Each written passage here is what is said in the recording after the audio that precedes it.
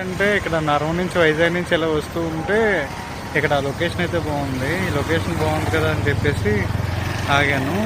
Just ఇక్కడ నది ఉంది, ఆ నది పక్కన ఏంటంటే హాయిగా కూర్చొని తినడానికి చాట్ బండిస్ అండ్ నూడిల్స్ షాప్స్ చాలా బాగుంది. లొకేషన్ అయితే నాకు బాగా నచ్చింది. అండ్ తక్కువ ఇది ఒక వింటర్ కదా, సో ఈ వింటర్ సీజన్లో కూడా ఏంటి అంటే చూడడానికి బాగుంది అనమాట ప్లేస్ అన్నది. సో ఒకసారి మీరు కూడా ఈ ప్లేస్ అనేది సో ఇది ఆ లొకేషన్.